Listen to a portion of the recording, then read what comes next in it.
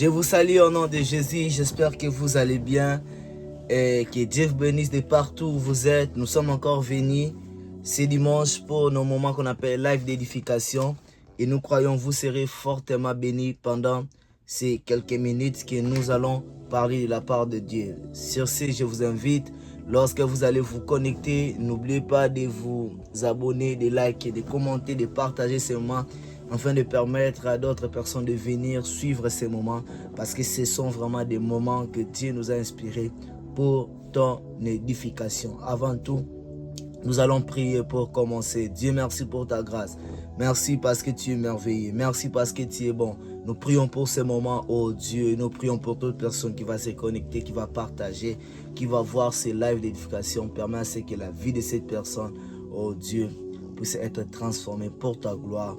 Au nom de Jésus-Christ, nous avons ainsi prié. Amen. Que Dieu nous bénisse. Aujourd'hui, nous allons parler d'un thème. Moi, je crois qu'un thème qui est vraiment puissant. La face B de la vie chrétienne. La face B de la vie chrétienne. Et nous allons essayer quand même de définir qu'est-ce qu'est la face B. La face B, c'est la face qu'on ignore. En d'autres termes, on peut dire aussi la face B, c'est la face qui est cachée. La face B, c'est la face qu'on découvre après les temps, au début de tout. Au début, on ne peut pas peut-être pas découvrir la face cachée d'une chose ou d'une relation. Mais et après les temps, c'est la face qu'on découvre après les temps.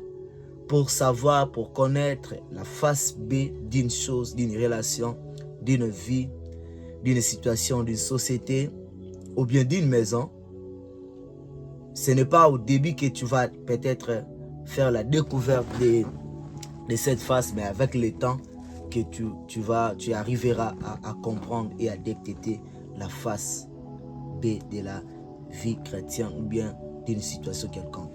Or, la face A, c'est la face qui est visible aux yeux de tout le monde.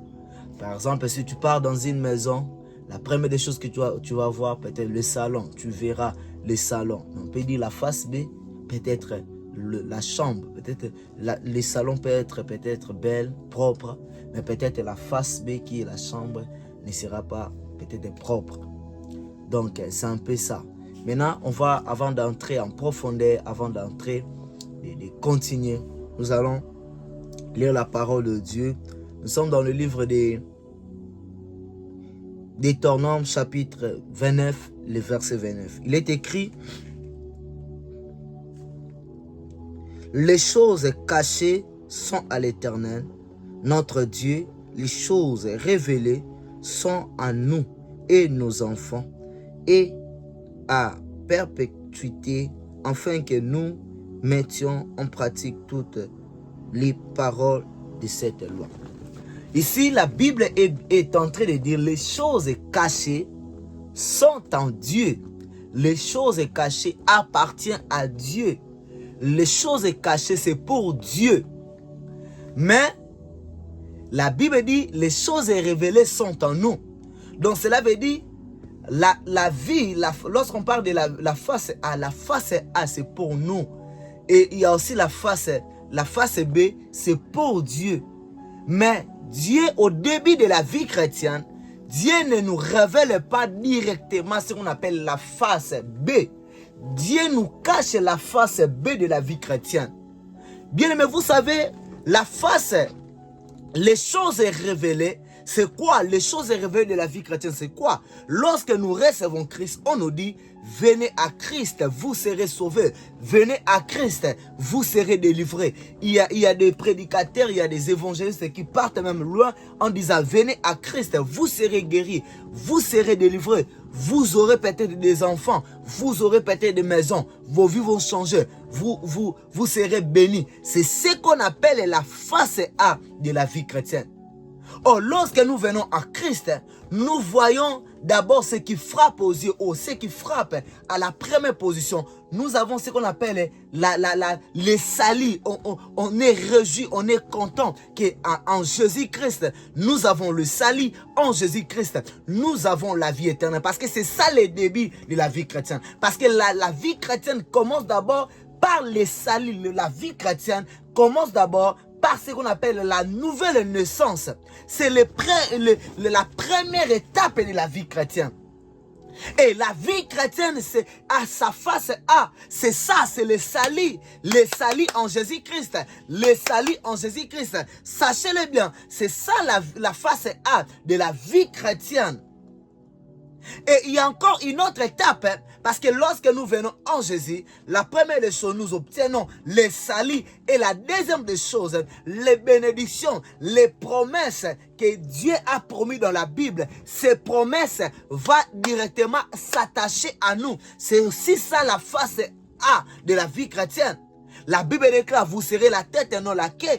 La Bible déclare, tout ce que vous demanderez, vous allez l'obtenir. La Bible déclare, Christ, et Pierre avait posé à Jésus une question en disant, Christ, nous avons tout laissé, et qu'est-ce que nous allons gagner? Christ a dit, dans le siècle à venir, vous aurez au centuple de ce que vous avez perdu. Mais dans le siècle présent, plutôt, vous aurez au centuple de ce que vous avez perdu. Mais dans le siècle à venir, vous aurez la vie éternelle qui est réservée pour vous. Donc, c'est ça, on nous présente que de bonnes choses au début.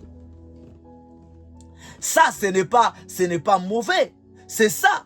Mais les chrétiens, si tu es nouveau-né, tu viens de recevoir Jésus-Christ, ou bien tu as fait déjà peut-être quelques années, une année ou plus dans la vie chrétienne. C'est vrai, il y a des promesses. C'est vrai que Dieu nous a promis des choses. C'est vrai que Dieu nous a promis des choses. Mais bien aimé, il ne faut pas l'ignorer. Il y a aussi la face A, il y a aussi la face B que Christ a caché pour nous. Parce que Christ ne veut pas. Parce que vous savez, des fois, si Dieu nous montre la face B, parce que la face B, c'est la partie compliquée, c'est la partie difficile.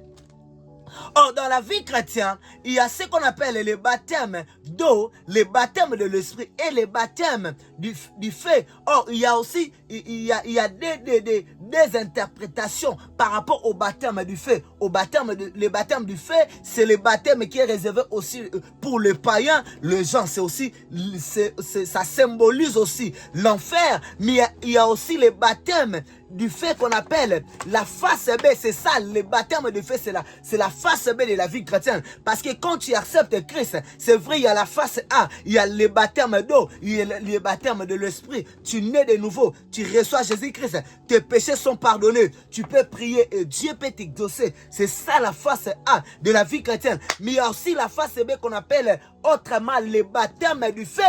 C'est le moment compliqué. Mais au début, Dieu ne peut pas te montrer les moments compliqués.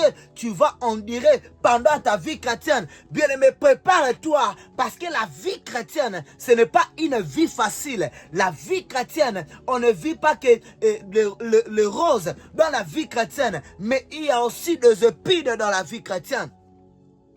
Voilà pourquoi il y a des gens, avant de se convertir, peut-être ses affaires prospéraient. Mais quand il vient en Jésus-Christ, au début, toutes choses vont bien. Au début, les affaires marchent. Au début, il est content, elle est contente parce qu'elle a le salut, il a le salut. Mais bien aimé, arrivé à un moment, il y a ce qu'on appelle la face B va se présenter. La face B va s'introduire dans ta vie. Pourquoi? C'est la face B qui nous rend forts. C'est la face B qui nous prépare. C'est la face B qui permet à Dieu de nous... comment dirais-je? La face B, c'est une vie, c'est lorsque Dieu nous éprouve. Parce qu'on ne peut pas, on connaît un vrai l'or pur lorsque ça passe dans le feu. Au feu, bien aimé. Le feu, C'est ce qu'on appelle la face B de la vie chrétienne. Les choses sont compliquées. La maladie, les affaires ne marchent pas. Peut-être que tu n'as pas d'enfant. Peut-être avant de venir à Jésus-Christ, tu avais d'enfants. Tu mettais au monde sans problème. Bien aimé, les gens était là pour toi, mais après avoir donné ta vie à Jésus-Christ, tu constates que les gens t'ont abandonné, tu vis ce qu'on appelle le rejet. Sache-le bien, bien aimé, c'est la face B de la vie chrétienne. Et je t'assure, je t'annonce une bonne nouvelle, cette face B n'est pas une face B éternelle. Bien aimé, il y a encore une chose en Israël. Le peuple israélite vivaient dans la captivité. Là-bas, malgré la souffrance qu'ils en diraient, il y avait quand même l'eau.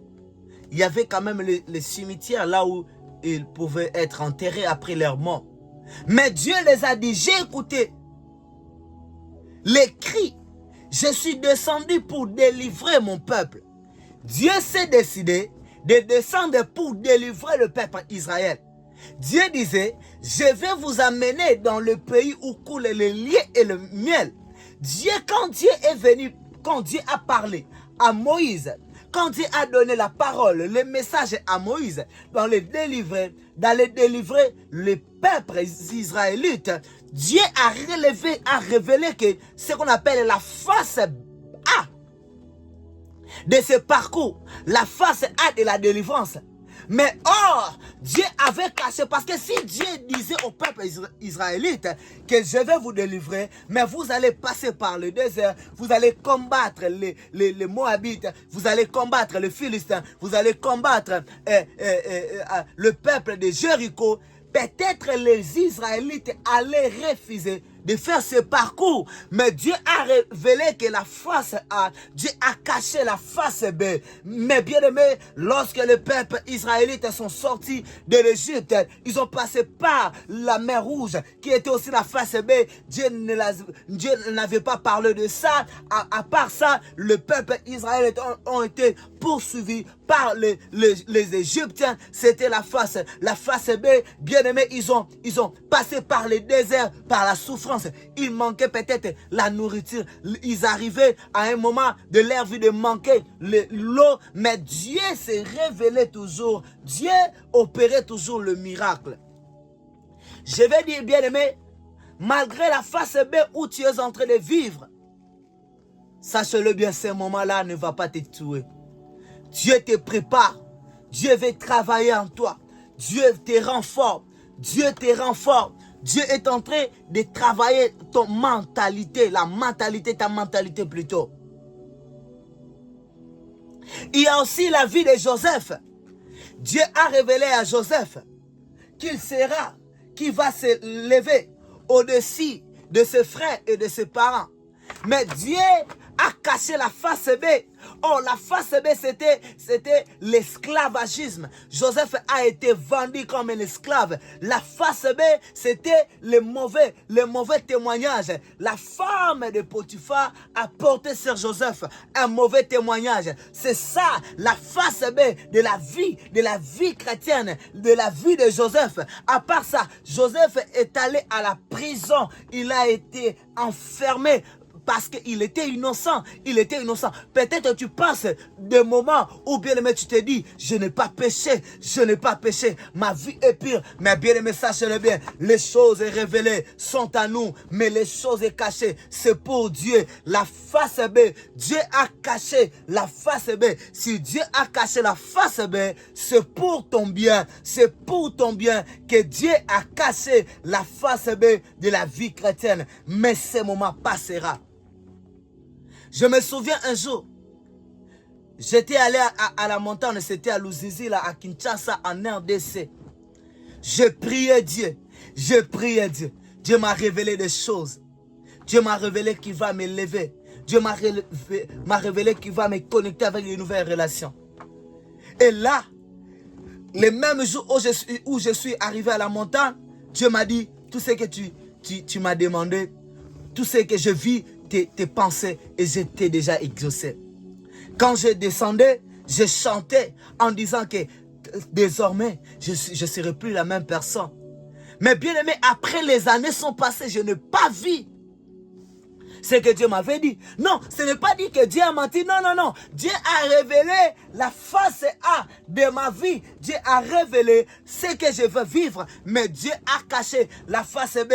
Mais je mets une chose. La Bible déclare, invoque-moi, je te répondrai et je t'annoncerai des choses cachées. Bien aimé, quand Dieu annonce les choses cachées, vous savez, Dieu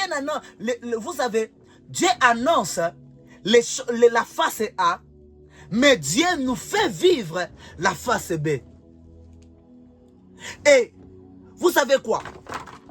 À ce qui concerne la face A et la face B, Dieu annonce d'abord. La face A est annoncée. Vous savez, Dieu annonce la face A.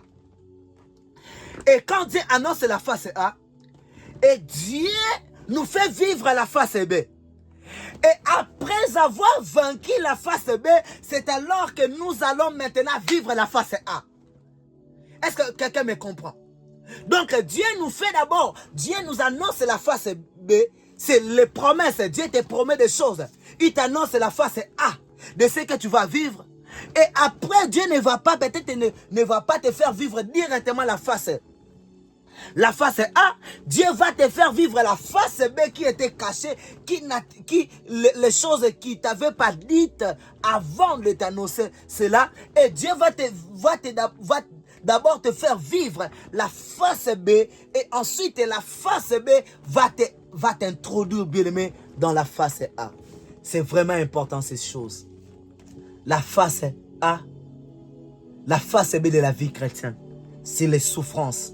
C'est les difficultés que nous pouvons rencontrer. Bien aimé, tu viens de recevoir Christ.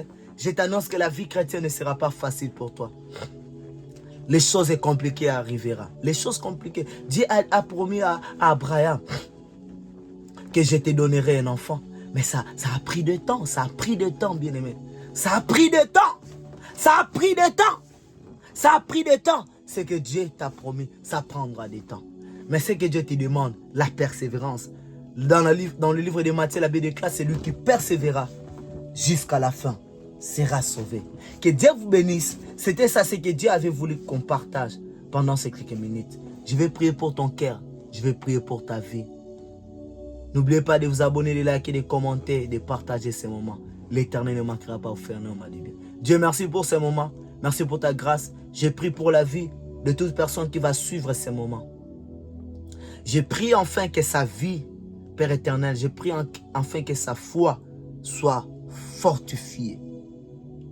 Sa foi soit forte. Rends la vie de cette personne forte. Enfin, que cette personne persévère jusqu'à la fin. Que cette parole prenne une place dans nos cœurs. Au nom de Jésus-Christ. Nous avons ainsi prié. Nous avons dit Amen. Que Dieu vous bénisse. C'était votre humble serviteur, l'évangéliste Raphaël Mwanda. Continuez de partager, de liker. Et l'Éternel ne manquera pas de faire du bien. Je vous dis au revoir et à bientôt. Ciao. Tuzambana